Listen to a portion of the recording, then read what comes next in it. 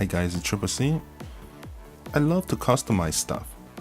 So when I see something that can be customized, I get interested. Especially something that's designed for you to customize whatever way you want. That makes me even more interested. What I have here, it's a Raspberry Pi. It's a Model B Plus, the newer model. For those of you who don't know what Raspberry Pi is, this is a credit card sized computer with a processor and RAM, and it's got a memory card slot. It's on USB. It's basically a computer that's a credit card size that runs Linux operating systems.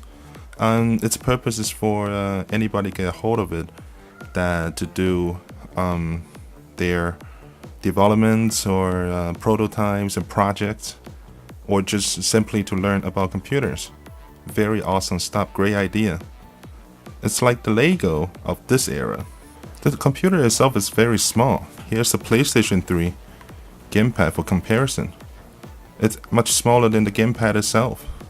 Or how about a Genesis cartridge for comparison? It's almost like the same size. Even though I play with Linux a lot, but I have no idea how programming works or coding or using those shell commands.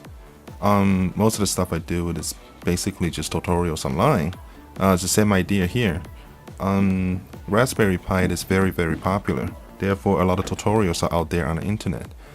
There's a lot of things you can do with it.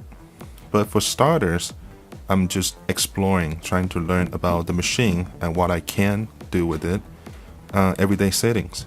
So this little device I've been involved for a few different versions. This one's the latest. Just briefly, we got a memory card at the front, a card reader for micro SD card. That's where you can pull your system. Here we have two of those for expansions, such as the camera module, and we have the processor and the memory. They don't come with a heatsink. I put these on. Of course, I cannot resist on overclocking, which I did. And over here we have the power input, which is your everyday standard USB cable. I think it's called a micro USB or something like that. It's the same thing as if you will use on your cell phones, your smartphones today. It's got the standard size HDMI port. And then here's the AV and audio port. So if you have one of those cables that have the 3.5mm jack and then it comes out RCA, that'll be the one to use for it. Or if you want, you can just plug in the audio cables. You'll work as the audio output as well. The computer already built in 4 USB slots. As you can see, 2 of those I already plug in my wireless keyboard and mouse, and it comes with a Ethernet connection. It doesn't have wireless though. That you have to either get a USB one or you have to find a module and then put it on yourself. It's very customizable.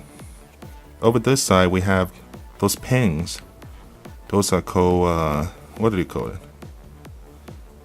GPIO. That's it. It's all kinds of things you can do. All kinds of modules that you can add onto it. You see, I don't have a lot of words to use to describe this thing, other than tell you about the specs or explaining about the ports and things like that. I already told you that people use it for developments and things. So if you simply go on YouTube, you'll find all kinds of projects that people do, which I myself have the similar ambition too. There's some projects that I have in mind, which I don't have the words right now. I can't really put them into one specific things of what I want to do with it. I guess just everything that I want to do with it. So I'll post videos as I go along, whatever's going on. But for right now, little introduction on what I have been doing with it, things like that. Since I mentioned about the specs, I will talk about the specs. The processor, it's an ARM version 6 processor at 700 megahertz, and you can overclock that chip too. The system comes with the overclocking tool. It allow you to do it up to gigahertz out speed, and it comes with 512 megabytes of memory, and that's basically it for the capability of the hardware. And for everything else I'll talk about, and you can see. Since it's so small, naturally, I like to make something for it, for the case. I'm not gonna just use it as is, putting it on the table like that. As you can see, yes, this looks familiar because this is a lid of a Tupperware. That's right. I have some really thin screws, and you do need them to be really thin. Well, bolts. And then there's some nuts on it, and they're really thin too. Because the mounting hole on it is very, very small. This is the smallest bolts and nuts that I can find, and they barely fit. But then they come close enough, I just force it and it's fine. It's not damaging anything. Anyway, so I had then is the stand-ups. And over here you see some plastic tubing that came out of a spray bottle that I got from dollar store. And of course I got this Tupperware for $1 from dollar store as well. And then I do have a drill that made things easier, but otherwise there's all kinds of ways you can put a hole through plastic, so I'm not too worried about that. If you're trying to do the same thing, you can easily find a way to make that happen. So you have it through the other side and put the nuts on and you're good to go. Of course, be careful though, if you push too hard, plastic will crack like this. It won't be so pretty, but it works fine, it works. And the other side, we have this, the bottom part of the Tupperware. Zoom out a little bit. Yeah, so get a really sharp X-Acto knife, change blades, and plastic like this, you can just cut them through easy. Of course, do it nice and easy. I'm planning on getting another one to do it nicer. This is really just a prototype, trying things out and whatnot. And then do it too hard, it's gonna crack. But then a knife like that, you can have a little patience, you can go in nice. If you have some patience. I think I have too much patience earlier when I was doing this. And then this side too, you do need the cutouts because you do need the cutouts for the connections. Do whatever way you want. That's what a Raspberry Pi is all about. Come up with ideas, have some creativity. And there you go. This is my current case. I don't need to buy one, it costs $1. So this is my current case for the Pi, because I haven't soldered or put any other modules on it. It's the way it is now. This is what I will use. Because otherwise, before I even got this Tupperware, I bought a wooden box, one of those art and craft boxes, like this one. This is what I had before that. It is way bigger, and there's a reason for that.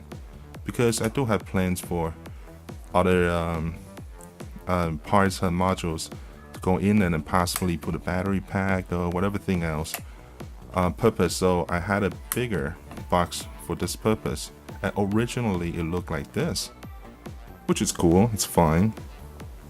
But then being in the dollar store, you find stuff.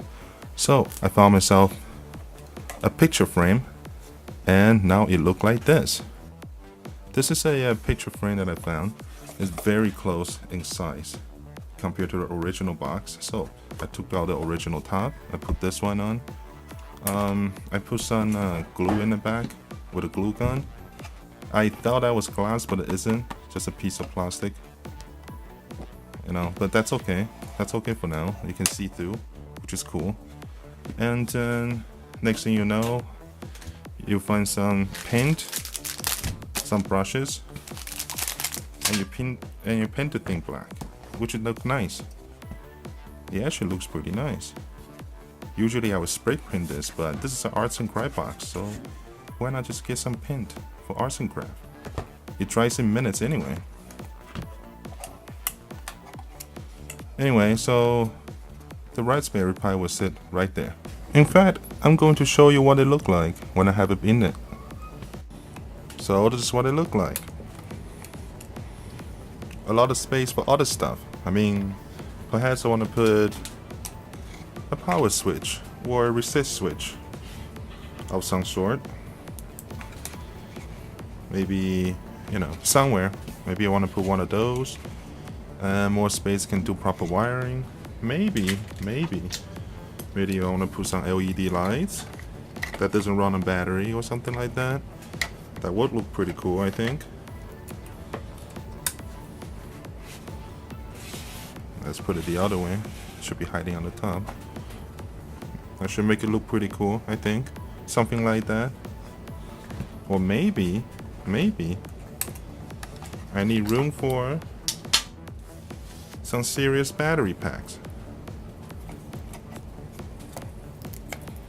which I got some battery packs from a broken tablet, which you will need space for them to sit somewhere, which I haven't decided what to do with them yet. I do need to get more parts in order to install them. They don't just work by connecting the regulator or something like that. Anyway, there's all kinds of stuff you can do with a bigger box, but as for now, the small one will do.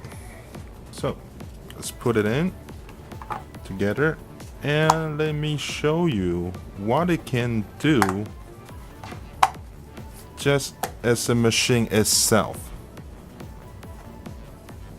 If you buy one of those just for what it can do itself without doing a lot of project on it, this is still a very powerful device because it is only $35 US dollar. Here in Canada, I pay $40 for it. Relatively the same thing. You might be able to find it cheaper elsewhere. Maybe, I don't know. But generally anywhere between $35, $45. Okay, so yeah, it's real simple. I already have my wireless keyboard and mouse on a USB. The system is already set up, and let me tell you, installing system, it's probably the easiest thing that I ever done. At least for the standard system anyway, such as say it's an official operating system or the media center system, or even this emulator machine or something. So that's it. You have the power that's with the phone cable, HDMI on, and then all I had to do it is plug the power in. It will turn on itself. It doesn't have power switch though. That you do need to get another module and install it yourself. And what else? And it doesn't have a reset either, although there's pinholes where you can solder your own reset button on. But it doesn't matter. Unplug, plug it back in, then it will start. Just here, this called RPi. It's a media center system that you can download the image and install right away. It uses XBMC. It's very cool. So you have it installed, everything's basically ready to go. You just have to set out your home network or put in the files in and things like that. I have my Raspberry Pi connected with Ethernet cable, which is networked to my Windows Home Network. And all you had to do is go browse and add directory from your network, then you're good to go. You can just load video out of your home network. It's very cool, way better than the PS3 because it supports just about all the files. I don't know exactly what it supports. It should be everything. I haven't found the file that I couldn't play. And just to show you, so 7.13 gigabyte, and then it plays very, very well. Look at that. Good quality, smooth, from a 700 megahertz little computer the size of a credit card. This is just amazing. It supports subtitle and everything else. Anything you can think of as a media center, it works. It just works.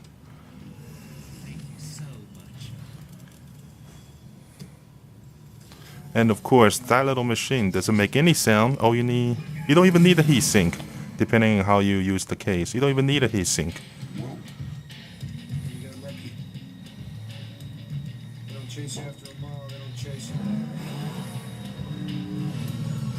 If you want to buy a Raspberry Pi just for media center and you want to do your own flavor of look and design, it's not a bad idea actually, because this works very, very well just as a media player.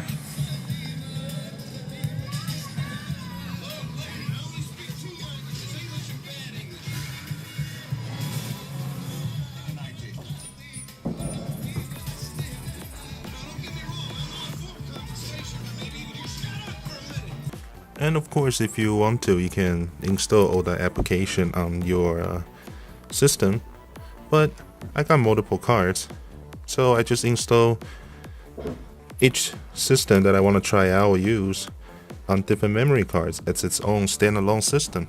And all I have to do is turn it off, plug it back in, and I'm good to go again. So put it back in, plug the very few cables that you need to plug in, and you're good to go with the next system. Next, we got a multi-system retro console emulator. This one is RPi. I have tried the other ones, RetroPie and Respicade.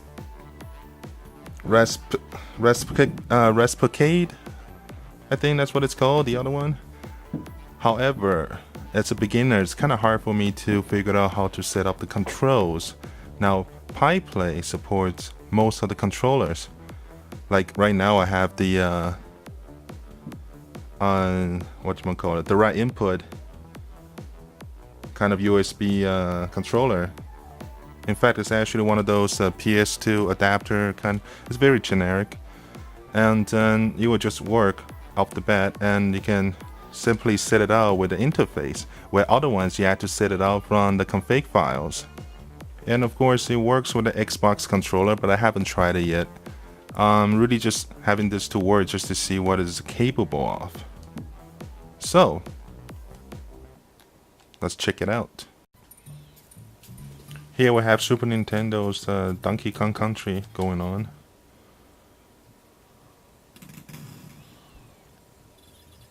It works pretty alright. Sounds not perfect though.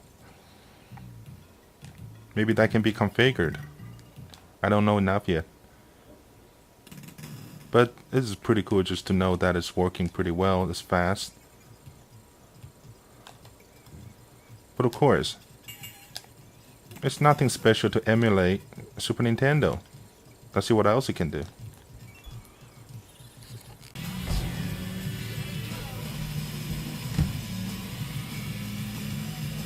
Huh, it can handle PlayStation 1. That's not so bad.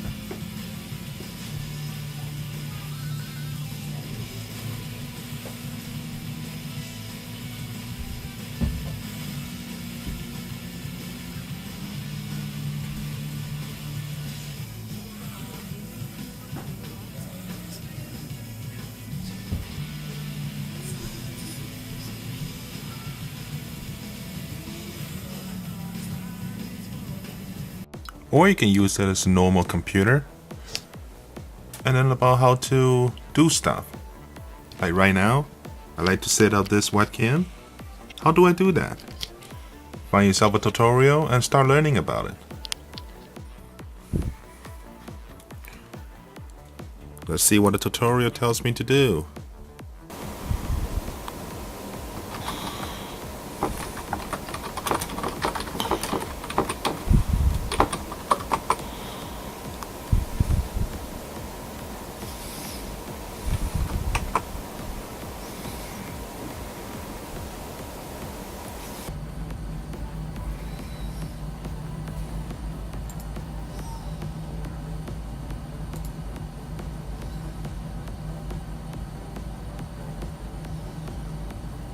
And there we go. You can see me right there.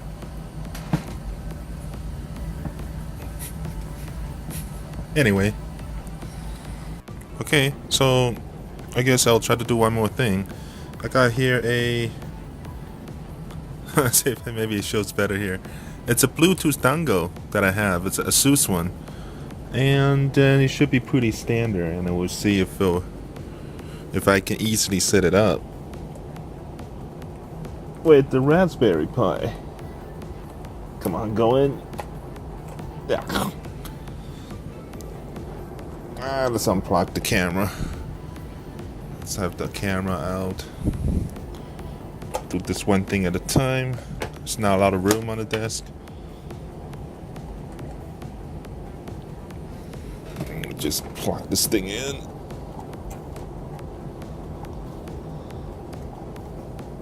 There you go. And I got myself another tutorial. And let's get into it. Let's see.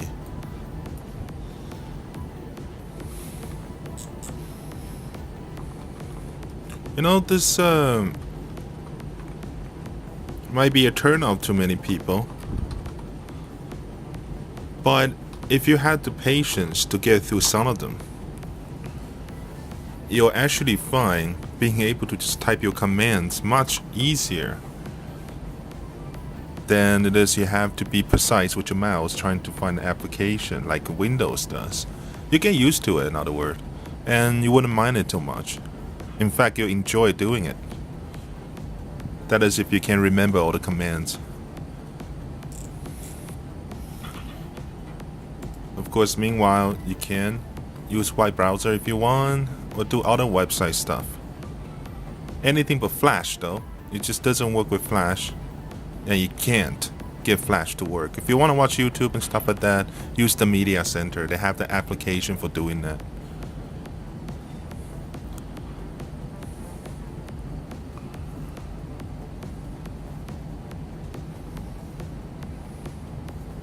Yeah, the web thing is not very fast. Maybe the different web browsers, but I haven't found one that's fast enough. Well, I'll know more as I go along, that's for sure. Oh, there's my email. And do emails. It's done. Hurry up.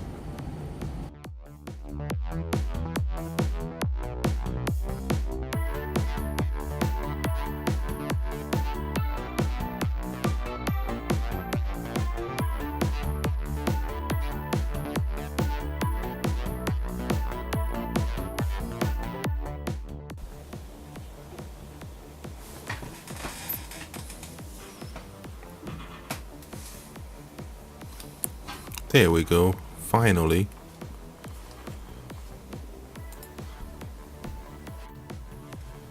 And there we go, now we can do some Bluetooth. I can connect my phone to the device if I want to. For other purposes, I can imagine remote control of some sort. It always comes with Minecraft pre-installed. This is pretty good for a small machine. That's pretty smooth.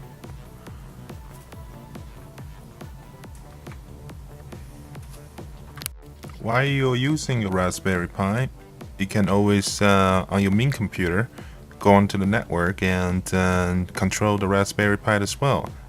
For example, right now I'm monitoring the system temperature on my Raspberry Pi, which answered the question from earlier that a smaller enclosure, I do need a better cooling.